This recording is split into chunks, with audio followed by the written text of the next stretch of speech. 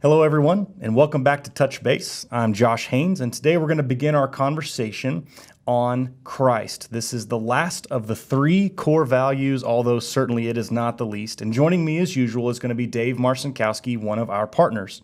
Now, allow me, if you will, to set this up. To discuss faith in Jesus Christ is a risk, not just because today's society feels so polarized, but also because we're a for-profit company and we know that. And at the same time, to adhere and to follow these core values, we want to represent in the most sincere way our love for Jesus Christ. That said, we also deeply want to respect and honor the team members who align with other religions, the team members who may align with no religion, and to show them that it is possible for us to be true community and be one company and pull in the same direction with all of the same overall purposes. We believe it's possible also to highlight, explain, and even cling to the value of Jesus Christ while also making space for diverse and wide-ranging worldviews. In fact, one of the tenets of Christianity is supposed to be, at least something we desire and aspire to be, is that our love for God will be proven in the way that we love others. With that said, here's my conversation on Christ, part 1 with Dave Marcinkowski. All right, welcome back to another podcast, one of our company podcasts we're calling Touch Base. And joining me today is Dave Marcinkowski. He's been joining me the last several times to kind of lead us through this conversation about core values. Up to this point, we have talked through community, we've talked through Kanai, constant and never-ending improvement, and today we're going to have a conversation about Christ. This is a big conversation just simply because I think, and I've told you this before, I think we've got to have some guts here to have this conversation simply because of the tension in a lot of ways that we see within our world revolving around a Christian worldview within public and within public companies and kind of how this works. And so as we jump in here, I really want to just ask you to talk me through real quickly again, give us just a brief intro again, values and why values, define it for us, make sure we gather kind of where you're coming from. So when we jump into this conversation of Christ, we're kind of all speaking the same language here. Yeah, sure. No, so, and it's critical that we understand what values are, like what's the importance of values. And they're not just words on a website. These are things that you actually use and live by as it relates to your organization. And, I think I've been using the word North Star. It's a compass. It's a way when you have decisions to make, and we have a lot of decisions, big decisions, little decisions. It's the thing that when you're not sure what to do, you go back to your core values and say, who are we and what do we stand for? And we have these three core values. We have Christ, community, and Kanai. We've talked about community and Kanai. And to me, they all overlap. Where community and Kanai, if you hit two circles, they kind of like roll over on top of each other. Christ is one that I think is this maybe it's a bigger circle or it's a thread that weaves between them. And you can't have one without the other. It's not like, okay, we're going to do great in community, we're going to suck at Kanai and Christ. We want to sit there and honor all three when we make choices and we make decisions and we start to try to plot a course forward. Yeah, I like it. I think that's interesting because I think when all of them work together, I think there's multiple on-ramps, no matter who you are, to kind of join in the purposes and in the direction of the company. Could you tell me a little bit about the process of how we ended up with these three? Yeah. When I first moved down here back in 2004, we were kind of we weren't called Madeira then, and we had, Charlie and I had a partner, Paul Stell, and we were working through the core values. And it was really important to Charlie and Paul that Christ was a core value. And I came from Chicago, and the first thing that jumps in my head, as I'm sure it jumps into other people's heads when they see our company, is, man, we can't do that. That's going to limit who wants to work for us. That's going to tell people like, oh, I have to be a Christian in order to work for their company. And you started by saying, this is a big conversation we need to have. It's not as complicated as we make it to believe. And my hope today is to kind of like pare this thing down to what we're really talking about here. And I fought it for a short period of time, and then I sort of complied with Christ as a core value. And then I really started to, as I started to mature and started to figure things out and what I wanted to do in my life and what I wanted to see our company become, it became something where today it's really, really important that word, critical that word is a part of our values. Yeah. And I'm excited to have the opportunity to kind of talk that through with people, because it really, I understand completely why people are maybe going, what the heck? But at the same time, it's not meant to be that complicated, and it's not meant to be something that is truly pushing people away. It should be attracting people of all religions, all faiths, all purposes in life, and hopefully today I can communicate that. Yeah, I'm excited to hear you kind of talk through that. You mentioned something a second ago that I find interesting, just because as a new person, or newer person to our company, you mentioned Paul and you mentioned Charlie, but now since we have Gary and we have Alton, and tell me about the four of you guys sitting down, and I guess with Quext, we've got Thomas, and I'm sure there's people I'm not remembering in the moment, but tell me a little bit about how you guys have continued that conversation even years later, adding new voices into it, and at the same time still coming back to this as a core value. Yeah, so when Gary and Alton came on board, we had a bunch of different values up until really about 4 or 5 years ago when we took a new look at those. But Christ was always one of those values. And one thing to understand is that the four of us, and when you talk about Quext with Thomas, the five of us, we are all Christian men. And we do believe in Christ, and we do believe he died for our sins. That's just who we are. Yeah. And in a way, with our company, it's a way for us to use this value as a way to be able to say, this is who we are. This isn't who everybody who works for us is. This is who the five of us are. But this word, that's what it means to us, that is going to be different than I think everybody else we talk about within our organization. Yeah. And I think that's important to understand. And as we went through it wasn't like we're out, we were looking for a partner for Quext and, okay, Thomas, you got to be a Christian in order to be with us. He just happens to be Christian. Yeah. And again, this isn't something that you have to hold true to in order to be a part of our organization. The beauty of it is I think that's kind of Christ is also, and then our other values are the glue that holds our partnership together. Sure. Because when we get together, there are times in which we don't agree. Right. And we come back to our values and go, hey, what are we trying to do here? And how does it fit within our values? And it quickly kind of knocks down barriers. And we're like, okay, yeah, that's why we're going to choose the choice that we choose. And there have been times where I've been right. There have been times when I've been wrong. But I get really comfortable with something when I can say I'm wrong, when I say, you know what, though, you're right. That's what our values are calling for us to do. Yeah, I love the way that you put that in there, because you give us, we've used language in the past about a North Star when it comes to values and those types of things, but yet being corrected based upon values that are so conviction oriented for you, it's easier to give up on those things that you were wrong with. Yeah, because it's bigger than me. Yeah. Our values are bigger than our partnership.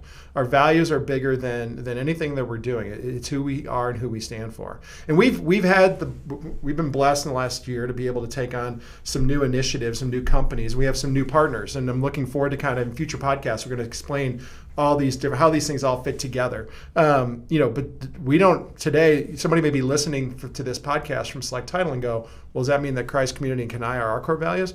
Well, not today, and I'm not sure they will be in the future. I hope so. But we may find that those values are those three plus something else with the time. We'll see how that plays out. But I think it's critical for these companies who are familiar with Madera, who are now a part of Madera in a way, understand like that's who we are. Sure. That's who we stand for. And the decision to be a part of the organization that you work for came from those values. Right. Right. I love that. It's interesting to talk about this because up to this point, and I want to get into some more vulnerable things, maybe some more stuff just about you and about kind of where you are and where you've been, because I think in this conversation, if we just keep it on an abstract level, we miss out on the beauty of people's stories. And I think when we hear people's stories, we get to hear their heart. And so it's a little bit easier to like step in and go, okay, all right, it's great to know where he's coming from. And so let's just talk to you for just a second. Mm-hmm. Who is Christ to you, and what has this journey of Christianity been for you? Well, I guess go back to the beginning of time. I was raised a Catholic. Okay. And, what was interesting was I was, like a lot of my friends, especially younger generation, I went to church on Easter, and I went to church on Christmas Eve Mass, and maybe I tried Lent every year, whether I finished or not, and that was the extent of my Catholic upbringing. Yeah. I have wonderful parents who believe in God, and there's a lot of similarities there, but that to me was who I was. I was a Catholic, and I would tell people that. And then I met my wonderful wife. And there's a lot of similarities. We follow the Bible, but there's some differences there. Sure. And so we started having the debate. Okay, well, how are we going to raise our kids?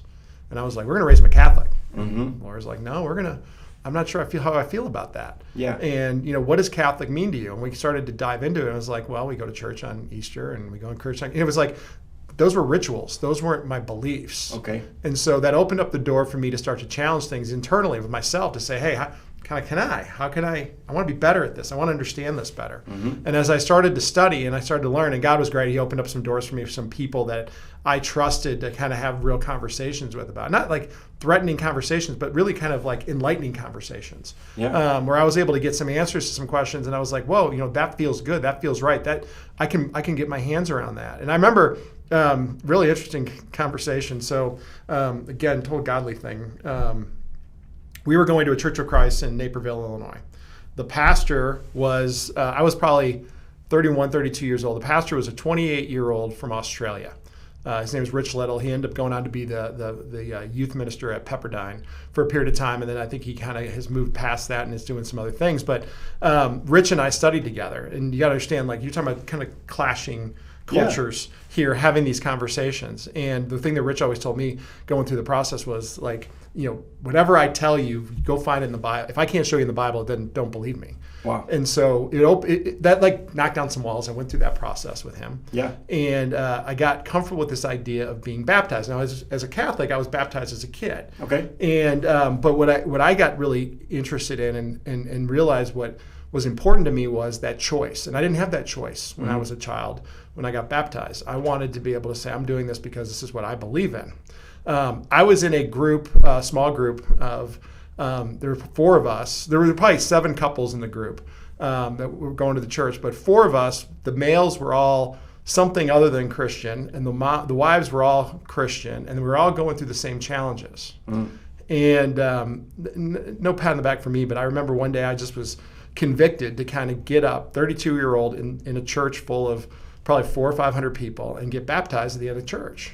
And it totally threw Laura for a loop. She's like, well, what are you doing? I'm like, today's the day kind of thing. Yeah. And, it really wasn't, it was what I wanted to do at that point in time. It was really easy for me to do. But it led to them going, those guys coming to me like, oh, great, now I've got to do it. I'm like, well, don't do it for that reason. But It opened up a different conversation. And in time, all of us went through that process. And it was a tremendous experience for me. It's something I'll never forget. And it's really shaped who I am today. Sure. And so that's kind of my path to where I am. And where it got really different and where Madeira comes into this whole thing is, like, I'm not a Christian on Sundays only. I'm not a Christian when I'm around my family only. I'm not a Christian when I'm around my friends only. I'm a Christian in what I do in my life. Yeah. And what I spent the most of my time doing is working. And it's like, okay, well, why are we here? Like, am I just going to make a paycheck? Or am I going to try to like make people's lives better? Am I trying to go to have an impact on people in a positive way? And I'm like, that's who I am. That's Christ. Yeah. So talk to me about that, because, I think there's several things here that you kind of talked about that I really appreciate. So you look at, we talk about our Christian brothers and sisters in the Catholic Church, and then you've jumped to our Christian brothers and sisters in the churches of Christ. And then we've got this wide spectrum of Christians across the board.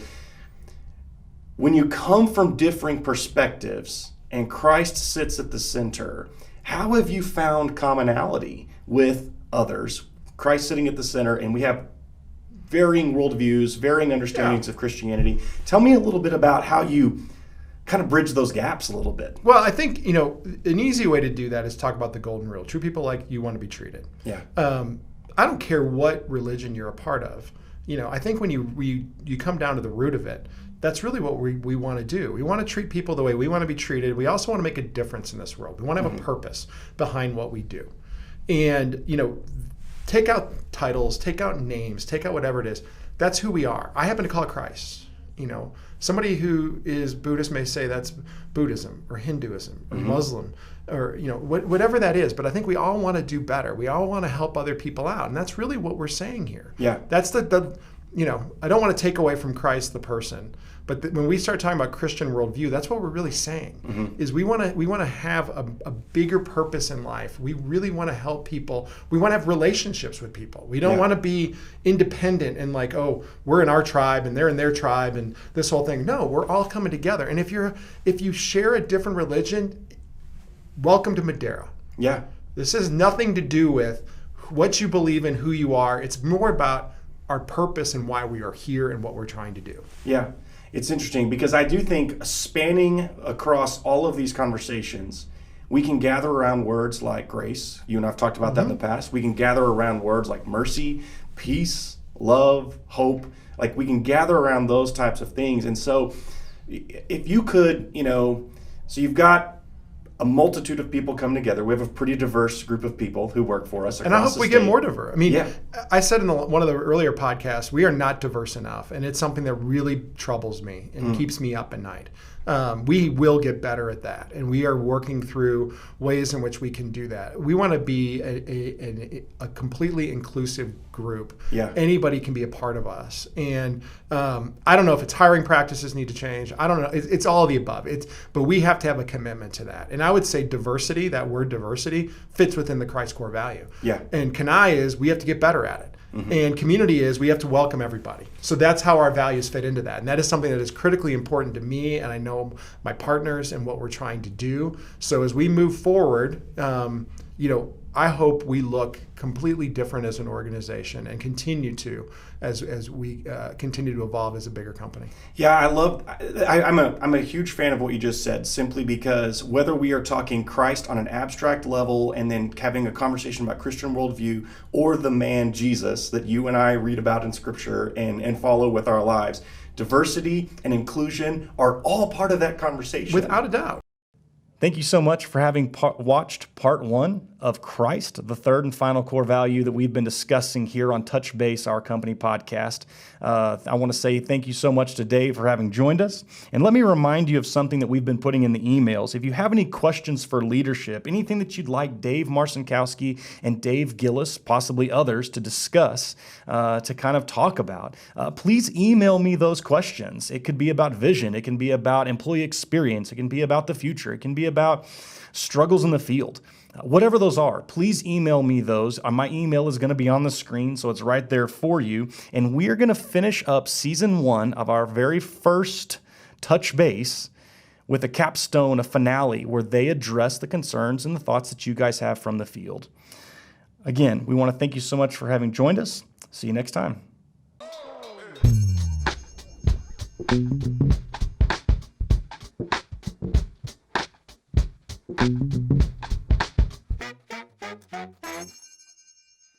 Thank you.